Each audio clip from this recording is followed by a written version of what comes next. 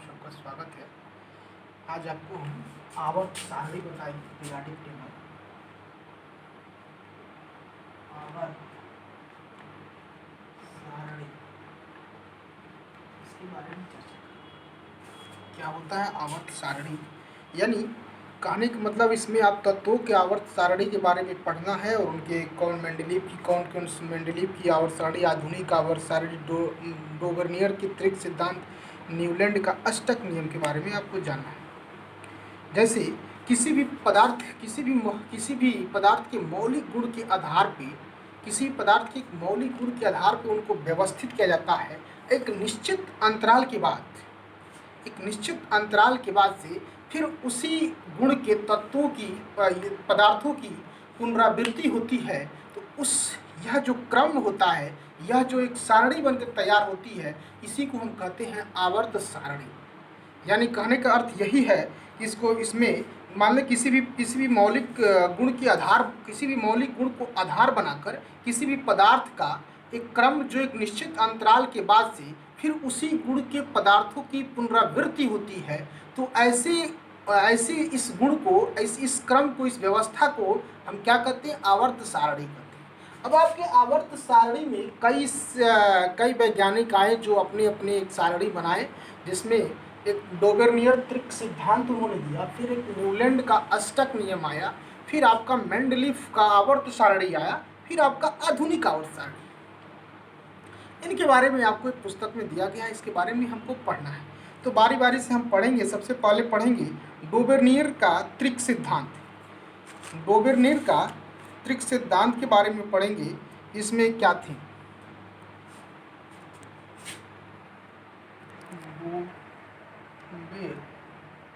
डोबेर्नियर का त्रिक सिद्धांत। डोबेर्नियर का त्रिक सिद्धांत के बारे में जानेंगे। इसके बारे में जानेंगे कि डोबेर्नियर का त्रिक सिद्धांत क्या होता है।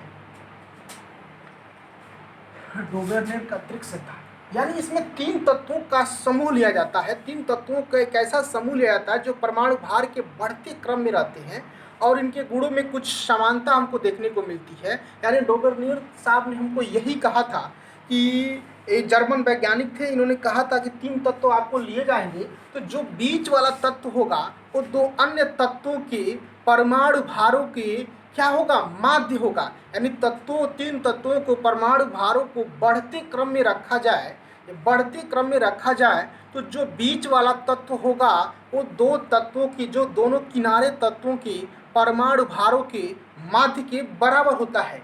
इसके लिए उसने आपको तत्वों के बारे में बताया। जैसे तत्वों के त्रिक समूह, उनके परमाणु भार, जैसे मान लीजिए लिथियम और है सोडियम और है पोटेशियम। लिथियम का आपका परमाणु भार 7, 30, 39। अब कह रहा है, ये नियम कहता है, जैसे कहता है कि क्या है, ये जो मान लीजिए हमने एक समूह रखा, जो समूह लिया क्या हुआ? Lithium, sodium, potassium. अब देखिए लिथियम, सोडियम, पोटेशियम को परमाणु भारों को बढ़ते क्रम में हमने लिया। तो डोबेर्नियर का त्रिक सिद्धांत, जर्मन वैज्ञानिक का इनका त्रिक सिद्धांत ये कहता है कि आपका मतलब जो बीच वाला तत्व है, जो बीच वाले तत्व का जो परमाणु भार है, इन दोनों तत्वों के परमाणु भारों के माध्य के बराबर होता है। तो इनका माध्य क्या हो जाएगा? इनका 7 और 39, यानी 7 धन 39/2, यानी क्या आएगा? 46/2 बराबर क्या आ जाएगा? 30। यही तो है सोडियम का परमाणु भार। बस समझ में। फिर इसका एक अगला कॉम्बिनेशन इनका है chlorine, bromine, iodine. Chlorine, bromine, iodine. Chlorine का परमाणु भार 35.5, ब्रोमीन का परमाणु भार 80 और 127। अब यही काम यहाँ भी देखिए, 80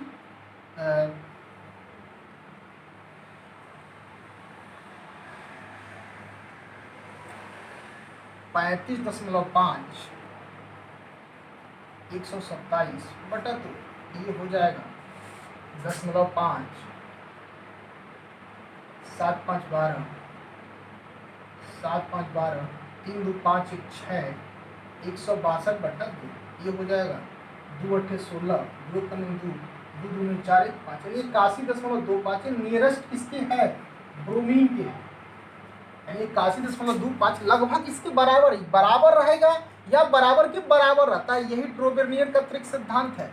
एक और ग्रुप आपको दिखा रहा हूँ, ये ग्रुप है आपका कैल्शियम, स्ट्रांसियम और बेरियम का। कैल्शियम, स्ट्रांसियम और बेरियम का।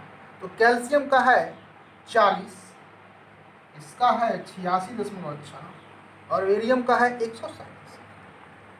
अब देखिए फिर वही काम यहाँ भी करेंगे, दोनों का इनका परमाणु भार क्या होगा, इनका माध्य होगा, यानी 40 धन 137.7/2 करने पे आएगा 7 4 3 7 1.7/2 कट के आएगा 2 8 16, फिर आपका 2 8 16 और फिर जाएगा 2 8 16, यानी नियरेस्ट किसकी है, स्ट्रांसियम। या तो उसके बराबर आएगा या तो उसके बराबर आएगा या तो उसके लगभग बराबर आएगा। ड्रोबेर्नियर का त्रिक सिद्धांत यही कहता है किसी भी तत्वों को, परमाणु भारों को उनके बढ़ते क्रम में किसी भी तत्वों के समूह के परमाणु भारों को उनके बढ़ते क्रम में रखा जाता है। तो हम देखते हैं कि पहला तत्व और अंतिम तत्व का परमाणु भार का माध्य उसके बीच वाले तत्व के बराबर या लगभग बराबर होता है। यही ड्रोबेर्नियर का त्रिक सिद्धांत है। लेकिन यह सिद्धांत आगे चल के फेल हो गया। यह सिद्धांत हमको मिला था कब भैया, 1829 में जर्मन वैज्ञानिक ड्रोबेर्नियर त्रिक ने दिया था। जर्मन 1829 में हमको मिला था ये सिद्धांत, लेकिन ये आगे चल के फेल हो गया। क्यों फेल हो गया कि यह सिद्धांत कुछ ही तत्वों के समूहों पर ही लागू था, ये सभी तत्वों के लिए लागू नहीं था। इसलिए हमारा ये सिद्धांत आगे चल के सफल नहीं हुआ। फिर हमारा ये सिद्धांत हमारा क्या हुआ, हमारा फ्लॉप हो गया। फिर अब आगे हमारा आता है एक न्यूलैंड का अष्टक नियम आता है। इस सिद्धांत के बारे में हम जानेंगे कि अब न्यूलैंड का अष्टक नियम क्या होता है। तो आपको अभी बताया गया कि आवर्त सारणी, आवर्त वर्गीकरण क्या होता है। आवर्त सारणी में आवर्त वर्गीकरण क्या होता है, किसी भी मौलिक गुण को आधार बनाकर की गई पदार्थों की ऐसी व्यवस्था, किसी भी मौलिक गुण को आधार बनाकर की गई पदार्थों की ऐसी व्यवस्था जो निश्चित अंतराल के बाद पदार्थों को गुण की पुनरावृत्ति करते हों। इस क्रम को हम क्या कहते हैं, आवर्त कहते हैं, आवर्त वर्गीकरण कहते हैं। जब तत्वों को करेंगे तो तत्वों की आवर्त वर्गीकरण कहे जाएंगे। अब उस आवर्त वर्गीकरण में हमने पढ़ा ड्रोबेर्नियर का त्रिक सिद्धांत है, न्यूलैंड का अष्टक नियम पढ़ना है, मेंडलीव की आवर्त पढ़ना है, आधुनिक आवर्त पढ़ना है। तो ड्रोबेर्नियर का त्रिक सिद्धांत में हम लोगों ने ये पढ़ा कि किसी भी तत्वों के एक समूह को लेकर रखा जाए और उनके परमाणु भारों को बढ़ते क्रम में रखा जाए, तो हम देखेंगे कि बीच वाले तत्वों का परमाणु भार किनारे वाले यानी दो अन्य तत्वों के परमाणु भारों के माध्य के बराबर होते हैं। इसमें इस त्रिक में 3 तत्वों के समूह को एक में रखा जाता है। अब हम आगे चल के यह देखें कि ये सिद्धांत हमारा कुछ ही तत्वों के समूह पे सीमित होता है, इसलिए हमारा सिद्धांत आगे फ्लॉप हो जाता है, फेल हो जाता है। फिर हम कराता है न्यूलैंड का अष्टक नियम।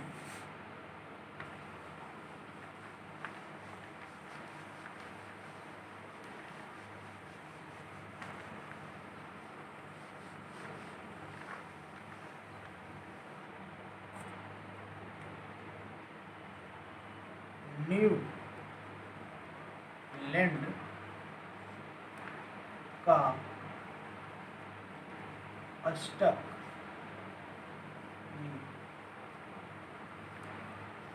यानी न्यूलैंड का अष्टक नियम यही कहता है कि कहने का मतलब तो परमाणु भारों के रखने पर न्यूलैंड का अष्टक नियम आपका यही कहता है कि यानी तत्वों को परमाणु भारों को बढ़ते क्रम में रखा जाए, तत्वों को परमाणु भारों को बढ़ते क्रम में रखा जाए। तो हम देखते हैं आठवां जो तत्व आता है वो क्या होता है, पहले क्रम पे तत्व के कुछ उसमें गुण उसमें समान पाए जाते हैं। तो इसलिए न्यूलैंड के अष्टक नियम के आधार पे हम एक सारणी तैयार किए जिसे न्यूलैंड का अष्टक नियम कहते हैं। जैसे आपको देखिए इसमें मान लीजिए हम एक क्रम ले hydrogen, lithium, beryllium, boron, carbon, nitrogen, oxygen, 1 2 3 4 5 6 7।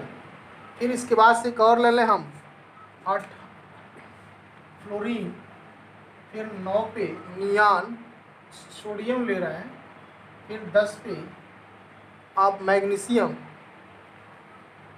11 पे अल्मुनियम, 12 पे सिलिकॉन, 13 पे फास्फोरस, 14 पे सल्फर, फिर 15 पर देखते हैं कैल्शियम, Ca, क्लोरीन है, कैल्शियम नहीं क्लोरीन है। 16 पे आपका पोटेशियम और 17 पर कैल्शियम, 18 पे क्रोमियम और 19 पे टाइटेनियम, 20 पे मैग्नीज, फिर 21 पे या फिर लोहा। हम देखते हैं कि न्यूलैंड का अष्टक नियम यही कहता है कि हम देखते हैं कि जब तत्वों को परमाणु भार के बढ़ते क्रम में रखते हैं तो यानी 7 तत्वों के बाद से जो 8वां तत्व आता है, उस 8वें तत्व में क्या होता है कि हम देखते हैं कि पहले तत्व में एक गुण में समानता पाई जाती है। जैसे हाइड्रोजन का हम देख रहे हैं कि आपका हाइड्रोजन आपका फ्लोरीन है। ये हाइड्रोजन, फ्लोरीन और क्लोरीन हम देख रहे हैं कि इनके गुणों में कुछ समानताएं पाई जाती है। फिर लिथियम, सोडियम और पोटेशियम के गुणों में समानताएं पाई जाती है। फिर बेरियम, मैग्नीशियम और कैल्शियम में पाई जाती है। फिर आपका बोरान, अल्मुनियम और आपका क्रोमियम में। लेकिन इसके आगे के जो तत्व होते हैं उनमें हमको यह गुण देखने को नहीं मिलता है। तो यहीं पर न्यूलैंड का अष्टक नियम भी आगे हमको चल के फ्लॉप हो जाता है। फिर हम नए सिद्धांत की चर्चा करते हैं और आगे की चर्चा करते हैं। तो यानी न्यूलैंड का अष्टक नियम यही कहता है कि किसी भी तत्वों को परमाणु भारों को बढ़ते क्रम में रखते हैं तो हम देखते हैं कि हर 8वां तत्व में कुछ गुणों में क्या होता है, समानता पाई जाती है। यही न्यूलैंड का अष्टक नियम कहते हैं। लेकिन ये कुछ ही कम ही परमाणु भारों के तत्वों में लागू होता है, अधिक परमाणु भार के तत्वों में लागू नहीं होता है। यहीं पे न्यूलैंड का अष्टक नियम हमारा फ्लॉप हो जाता है। फिर आगे हम मेंडलीव की आवर्त सारणी पढ़ते हैं, तब इसको नेक्स्ट वीडियो में आपको बताएंगे। तब तक के लिए धन्यवाद, नमस्कार।